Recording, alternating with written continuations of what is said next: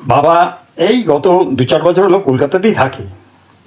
তা বাবা নিজের বাড়ি যখন এলো তখন আমার ছেলে বলছে, দাদু দাদু তুমি এইবার যখন কলকাতা থেকে এখানে আসবে না, আমার জন্য একটা মোটা সোটা থেকে, হ্যাঁ, একটা কুকুরের বাচ্চা নিয়ে আসবে তো। আমার না কুকুর বাচ্চা পুষতে ভালো লাগে, বুঝেছো? আচ্ছা আচ্ছা, ঠিক আছে বাবা, নাতি তোমার জন্য নিয়ে আসবো, বুঝলে দাদু ভাই? আচ্ছা আচ্ছা।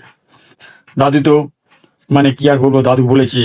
দাদু ভাই, তা কলকাতায় গিয়ে আমি কি করলাম, ভোরবেলা উঠে ঘুম থেকে উঠে মানিকতলা একটা গলির মধ্যে গিয়ে দেখি, আরে শালা 3টে ঘোঁতকা মার্কা কুত্তার বাচ্চা।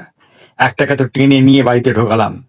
বেয়ারাকে বললাম, এই পঞ্চা, শোন, এইটাকে এক কাজ করতো, ভালো করে বস্তার মধ্যে ঢোকা। দেখবি ওই ওই ওই নাক আর ওই যে চোখ, ওই ওই একটু সামান্য ফুটে রাখবি, বুঝলি, যাতে মানে হাওয়াটা পাস করে, মানে ও বাচ্চা তো একটু দম টম যাতে নিতে পারে। ঠিক আছে ঠিক আছে, আমি চিন্তা করে না। ও হ্যাঁ, ওই পাটাকে একটু হালকা করে বেঁধে দিবি, আবার নড়বে টড়বে মুশকিল হয়ে যাবে। যাকে যাকে আমি তো এসে মানিকতলা থেকে ট্রামে উঠলাম, শিয়ালদা আসবো। ট্রামে উঠেছি, হুম, ওখান থেকে আগে বলছে, ও দাদা, আপনার এই ব্যাগে কি আছে?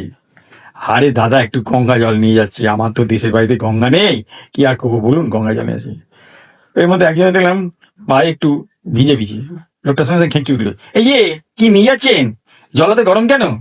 না আর বলবেন না, সদ্য গঙ্গা থেকে নিয়েছি তো, নিয়ে এসে গ্যাসে একটু গরম করে নিয়েছি। আমার ওই যেখানে যাচ্ছি সেখানে গ্যাস নেই তো, ওই সব চুলা আছে, আর চুলা আছে তো ভালো জলটা গরম হয় না, বুঝলেন না, কিছু মনে করবেন না।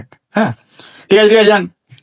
ওই দিকে তো নিয়ে এলাম কোনো রকমের, শিয়ালদা এসে ট্রেনে উঠলাম। উঠে একটু মানে চোখটা লেগেছিল, ঘুমিয়ে পড়ছিলাম। হঠাৎ ও দাদা, হ্যাঁ কি দাদা, এই যে আপনার ওই সিটটা তো ভিজে কেন, ওখানে জল ফেলে রেখেছেন, একজন এসে বসবে, কি বলুন তো? দাদা কিছু মনে করবেন না, আর বলবেন না, ওই কি বলবো, গঙ্গা জল নিয়ে যাচ্ছি তো, মানে মনে হয় ঘরটা মনে হয় ফুটো হয়ে গেছে। আমি বললাম, তোরা একটু ভালো করে দেখে শুনে দে, কেউ কোনো কমবেন না, ওই ফুটো কাট দিয়েছে, জল পড়তে পড়তে যাচ্ছে, কিছু মনে করবেন না। কোথায় কোথায় নামবেন? এই তো এসে গেছি।